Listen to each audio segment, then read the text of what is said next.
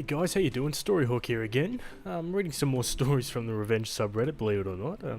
There's just so many great stories out recently, and I haven't even touched the surface of it, to be honest. But yeah, I'm really enjoying these, and hope you are too. So yeah, sit back, relax, and enjoy. Cheers. Landlord tries to keep us in a mold house. We get his place condemned by the city.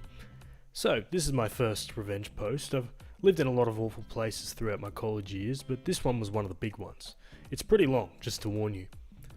I'd recently moved into a house with two other girls. It wasn't the best house, but seemed to look okay for a college apartment. One of the girls had a friend who lived there before, and told us that the landlord was sexist and kind of a dick, but usually meant well, and it was decent rent. I'll be referring to him as dumbass landlord. We were all broke, so we decided to sign a lease.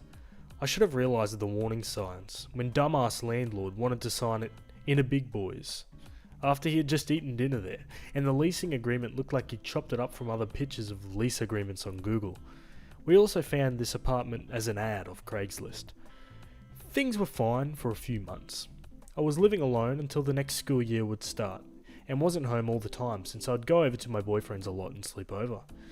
It was a split house with an apartment in the basement, and ours on the first floor.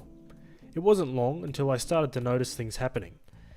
We'd get a good amount of rain, since we were in the Midwest, by some big local lakes and it was springtime.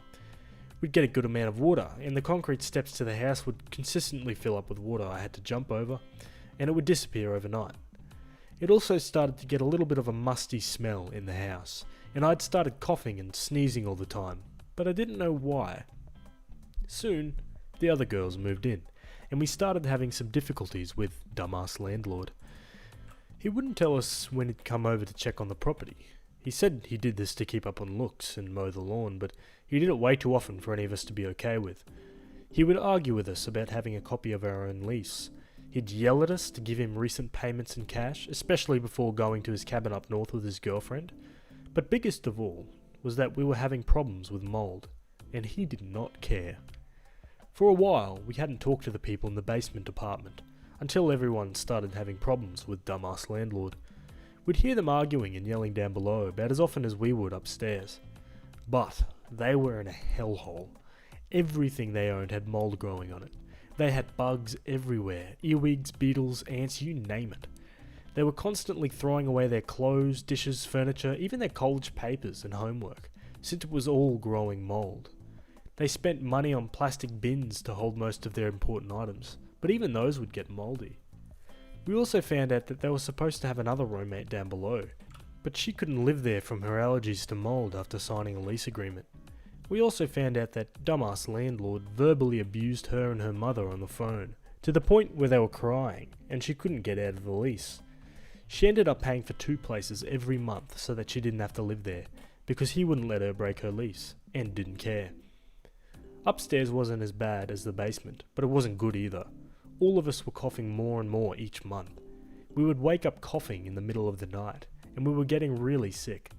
We tried to air out the house as best as we could, but nothing helped. I ended up getting a severe case of strep throat so bad that every swallow I took made my eyes water, and made me verbally make noise from the pain.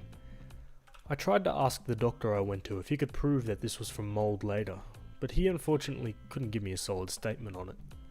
Me, being a vocal, neutral good person, who was also going to school to be an architect, tried to explain to him what was going on in the house. No air circulation, his concrete steps and foundation walls were not sealed, so all of the water I'd have to jump over was most likely going into the basement walls, causing most all the mold. We also found a few areas on the roof that needed patching, since we noticed some leaks, among other things. And the basement apartment had cheap patio doors for their only means of entrance and exit, which would consistently be up against water when it rained, adding to the problem. Oh, smart, dumbass landlord decided that we were all just girls complaining about silly things that didn't mean anything, so he brushed us off, and said we were fine, even though I'd told him that I was learning about these things in school, and knew what I was talking about. He wouldn't let us out of the lease, as hard as we tried. So all of us girls in both apartments decided we would get out, if it was the last thing we did. Then began researching all of the legal apartment and tenant information for our state and city to get out.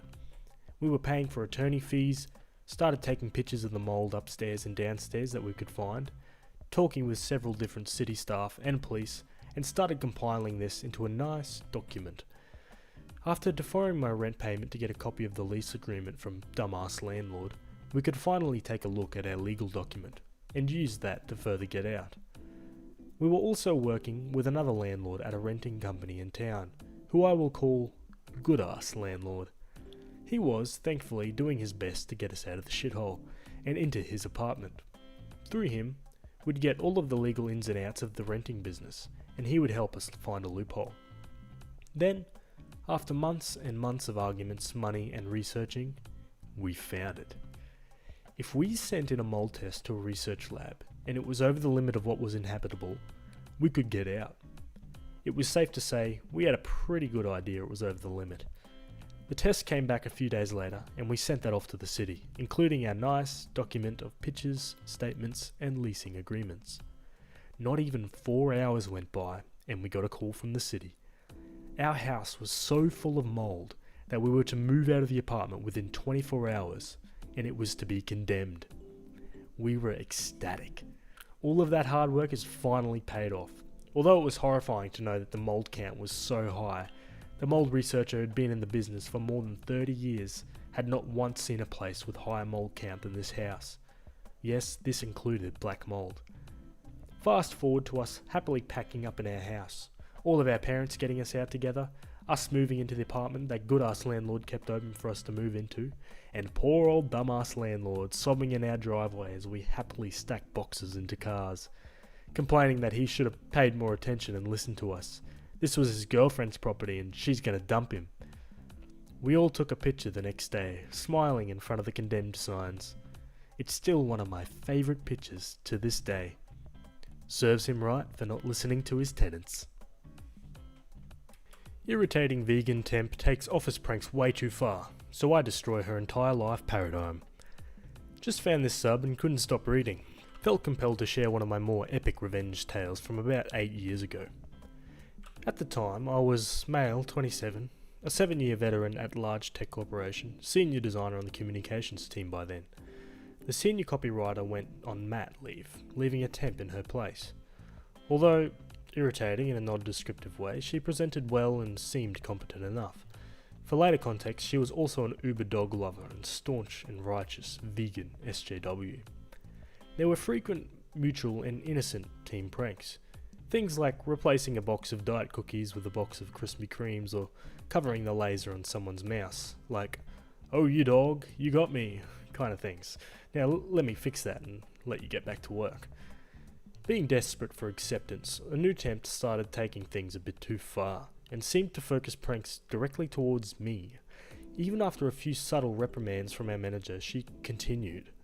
Things like slipping inappropriate photos or comments into a PowerPoint presentation on the shared drive I was about to give, or fake crying during morning stand-up just to gauge reactions. Her novelty wore off fast. Fast forward to the morning after my birthday. She knew I was going to be hungover. I get to my desk, red-eyed and thirsty as hell, grab my water bottle at my desk, which I always kept full, and started chugging it like it was going to save my life. It was straight vodka.